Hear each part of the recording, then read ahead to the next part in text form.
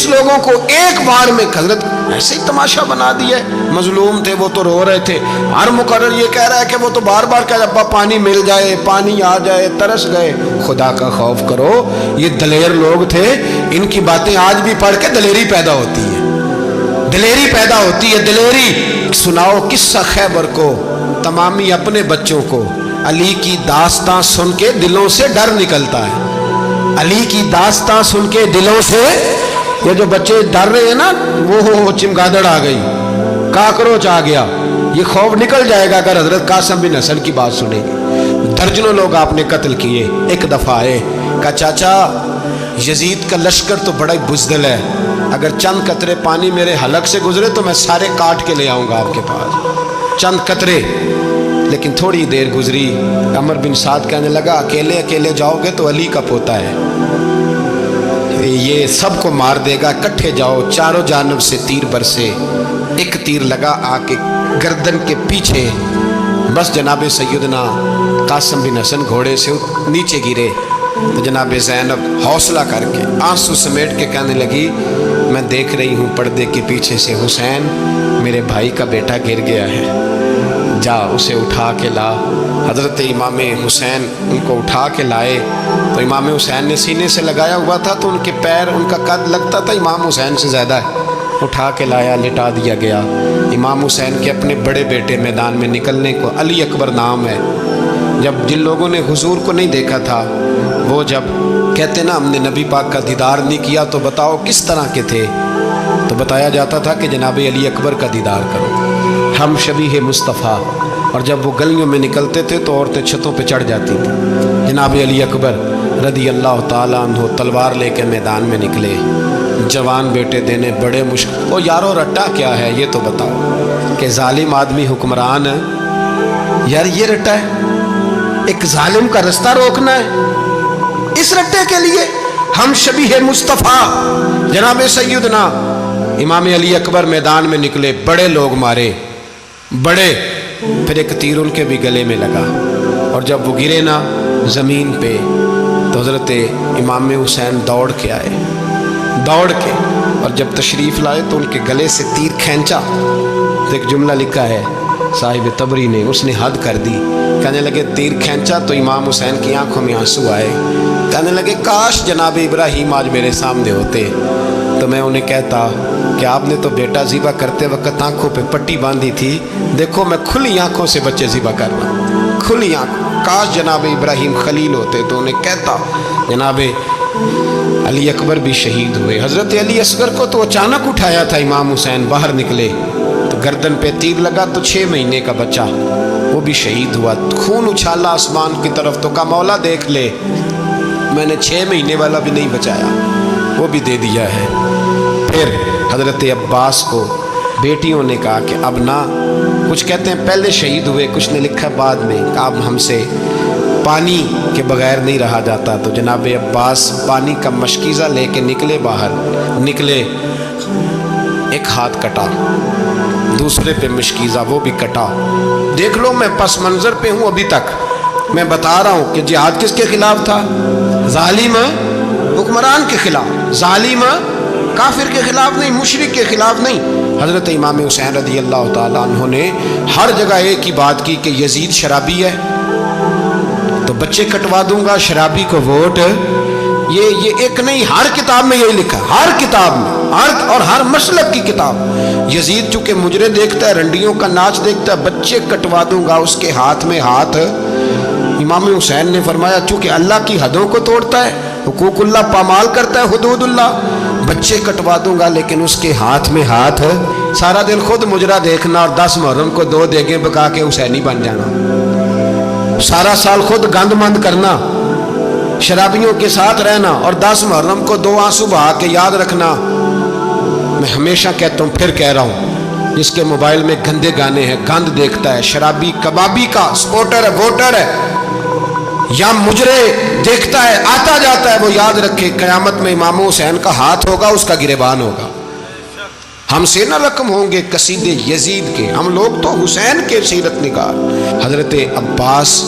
بازو کٹا، یزید نے تو بڑی خیر، وہ تو عبید اللہ ابن زیاد نے قتل کیا، بے شرمو، اگر عبید اللہ ابن زیاد نے بھی قتل کیا تھا تو حکومت کس کی تھی؟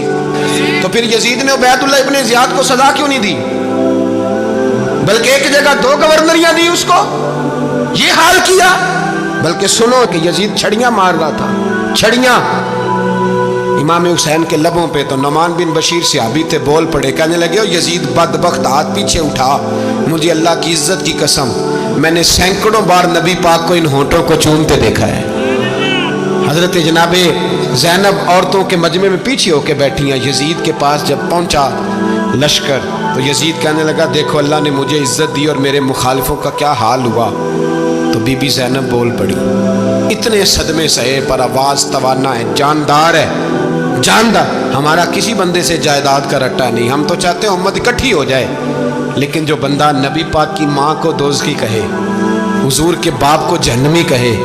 یزید کو امیر المومنین کہے، اس کے ساتھ اتفاق رائے کر لیا جائے، یہ مذہب ہماری سمجھ میں نہیں آتا، بالکل نہیں آتا، قطعاً نہیں ہماری سمجھ میں آتا، کیسے اتحاد کر لیا جائے؟ یہاں تو میرے بھائی جو ہمارے ابا کا مخالف ہو اس سے اتحاد نہیں ہوتا، اور جو نبی پاک کے والد کو دوزخی کہے اس سے اتحاد ہو جائے۔ کہتے ہیں نہیں وہ جی اتنی فرقہ واریت ہو گئی، ہم کس مسجد میں جائیں؟ 60 پارٹیاں پاکستان میں رجسٹرڈ ہیں جو الیکشن لڑتی ہیں، کبھی کسی بندے کو ٹینشن نہیں ہوئی کہ کس کے پاس جائیں کس کے پاس نہ جائیں، کبھی نہیں کو بولا کہ اب وہ بھی کھڑا ہو گیا، وہ بھی، کوئی ٹینشن نہیں۔ مذہب کی باری ٹینشن ہو جاتی ہے، اتنا بڑا مذہب ہوتا ہے بھائی، غلط بندے بھی آ ہی جاتے ہیں بیچ میں، تھوڑا پہچان کے چلنا پڑتا ہے صحیح کون ہے اور غلط، اور یہی تو ہمیں امام حسین نے بتایا ہے کہ مذہب کے اندر ہی تم نے شناخت کرنی ہے کہ بندہ ٹھیک کون ہے اور بندہ غلط، یہی تو کربلا ہے، یہی تو امام حسین نے بتایا، کفر اسلام نہیں، حق اور باطل۔ تو سمجھیے گا یہ ہے درس، یہ ہے پیغام، یہ ہے پیغام، یہ ہے، یاد رکھو موت تیزی سے آ رہی ہے، ہمارے ساتھ والے دائیں بائیں والے سب چلے گئے،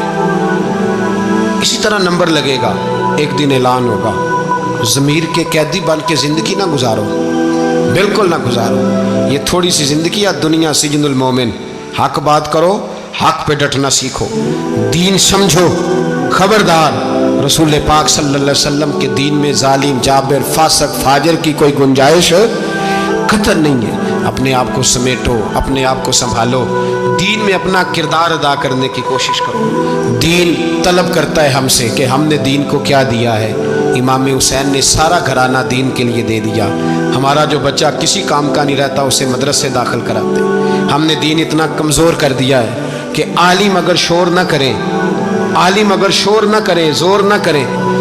گھٹن والا ماحول ہو گیا، مذہب کی پوزیشن کمزور کر دی۔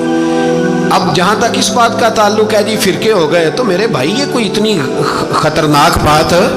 یہ کوئی اتنا مشکل معاملہ نہیں ہے، یہ تو امام حسین نے بتا دیا تھا کہ یزید کے طور پر ایک غلط فرقہ کھڑا ہو گیا ہے، لہذا اس کا مقابلہ کرنا ہے، اس میں کوئی بری بات ہے، لیکن ایک سبق ہے بزرگوں کا کہ اگر سچی بات بھی نہیں کرنی تو پھر اس منبر کا حق ادا نہیں ہوتا، جو سچ بولے وہ حسینی ہے، جو ظالم کے سامنے کھڑا ہو جائے وہ حسینی ہے، جو مصلحت کوش ہو، جو کہے ٹائم نہیں، گراؤنڈ ریالٹی نہیں، حالات نہیں، طبیعت نہیں، موقع نہیں، تو ابھی امام حسین کے پیغام کو نہیں سمجھا۔ میں بہت سارے بزرگوں کا نام اس لیے نہیں لیتا کہ لوگ ایسے نہ کہیں کہ کسی کا نام کیش کرایا جا رہا ہے، لیکن میں نے سارے مناقب پڑھے ہیں، میری لائبریری میں کتابیں ہیں، میں پڑھتا رہتا ہوں، میں سفر میں بھی ساتھ رکھتا ہوں، لیکن حضرت شیخ عبدالصبور بیگ منشور ہزاروی کا شعر امام علی مقام کے مقابلے میں اس طرح کا ہے کہ مجھے سارے شاعروں سے زیادہ وزنی محسوس ہوتا ہے۔ انہوں نے کہا تھا اس شاہ مشرقین کی، اس نور عین کی مطلوب ہے جہاں کو قیادت حسین کی۔ دیکھیے ذرا حسن، اور ہر سو یزیدیوں کا زمانے میں زور ہے، ایک دو جگہ پہ نہیں، ہر سو یزیدیوں کا زمانے میں زور ہے، منشور آج پھر ہے ضرورت حسین کی، آج پھر ہے ضرورت ہے، آج لوگ حسینی بنے، امام حسین کے نقش قدم پر، وہ کہتے ہیں زور ہو گیا یزیدیوں کا، یہ ہمارے بزرگ ہمیں بتا گئے۔ مسجد کی طرف توجہ کرو، اپنے بچوں کی نگہبانی کرو، دنیا کی زندگی اتنی مختصر ہے کہ ایک خواب لگے گا جب ہم جائیں گے دنیا، ایک خواب لگے گا، خواب تھا جو کچھ کے دیکھا، جو سنا افسانہ تھا۔ اہل بیت نبوت کا اسوہ عبادت ہے، ریاضت ہے، پردہ ہے، پرہیزگاری ہے، اس پر توجہ کریں۔ جن کی بچیاں سر نہیں ڈھانپتیں وہ 10 محرم کو بے شک دیگ نہ پکایا کریں۔ جو لوگ قرآن شریف پڑھنے کے عادی نہیں وہ بے شک امام علی مقام کا ذکر نہ کریں، اس لیے کہ امام حسین نے سر سجدے میں کٹایا ہے اور تلاوت نیزے کی نوک پہ بھی جاری رکھی ہے۔